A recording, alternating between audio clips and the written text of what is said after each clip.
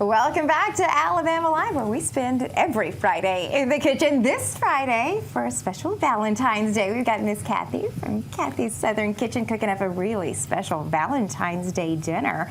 Okay, so we already made the steak. And I'm going to let you say the name of this. This is steak à poivre. I love the way you say that. It sounds so sophisticated. It is, and it's just the French name again for pepper steak. Or pepper steak. Yeah, in our terms, in our English. It sounds pretty good. I mean, it pepper does. steak sounds delicious, but when you say it, it just kind of adds a little oomph to it. It's sweetheart steak à poivre. Oh, even better for Valentine's Day. So we've got the steak ready to go. We do. What I did, I'm working on the sauce, and by the way, honestly, these steaks are good to go. Okay. If you want to stop at this point, you can. I've taken them off or out of the cast iron, and I'm just letting them rest. You cook.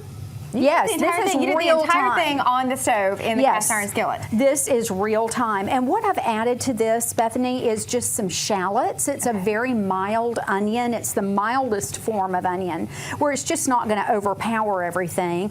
And I put the shallots, about 2 to 3 tablespoons, in my drippings. So you can see that they're getting nice and tender, not too brown. So you just pulled the steak out of the skillet. Yes. And you just left all the juice there. I did. And poured the onions inside. Yes. Perfect. And so easy. Now we've got another little fancy thing. This is some brandy or cognac. Okay. You can use either, or if you choose the non-alcohol route, which we're going to cook all of the alcohol out of this, it's just flavor, but you can use a beef stock or a beef broth in this. That is just fine. I'm going to turn this heat up. But you like the flavor of the brandy. I do. It just gives it a very special flavor. Obviously, beef broth or any kind of broth would kind of just complement the steak. But brandy has a different taste to it. It does, and it makes it just a little fancier. Again, we're making this for Valentine's. That's right. So we want to go a little on the fancy side, and all of the alcohol is actually cooking out. And if you'll see, this is the time when the chefs, when they have their gas burners, and they'll take it, they'll dip it into the gas, and it does a flambe. Oh, well, we don't have a gas burner here in the studio. That might be for the best. We don't necessarily need a big flame. Yes. But when you see that on these cooking shows, that's what is happening, and they're actually cooking out the alcohol. And I can tell that all of the alcohol is cooked out, and now we have nothing but that delicious flavor. How do you know when you've reached that point? It takes about a minute or two, but you'll see that everything starts thickening up. It does. And you see how it does? I do see that. So that butter and that brandy is just working together.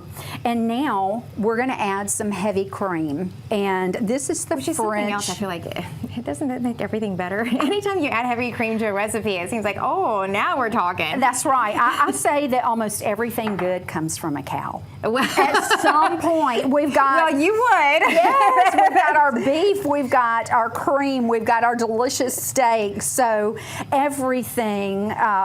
just good with our Alabama cattle. Does. Yes, that's great. So I've added that, just a little bit of cream. We don't want this to come to a boil. Now we're adding, let's say, this is the beef broth. Okay, so there is some broth about a involved quarter here. cup.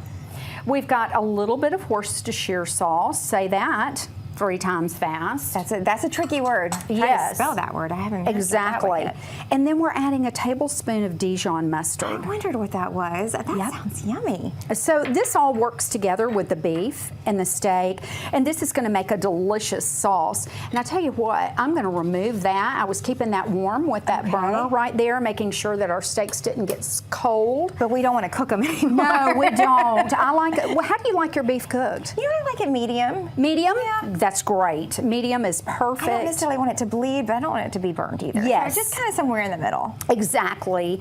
I will say that actually it's a little bit of a misconception with the blood. Okay. Yes, this is actually just drippings. All of that comes out. It all comes out in the process. Yes, it really does. How do you like your steak cooked? I like a medium rare. Okay. Yeah, my mom is sitting over here, and my mother loves it rare. Y'all can't see her. She's actually sitting here, not on camera.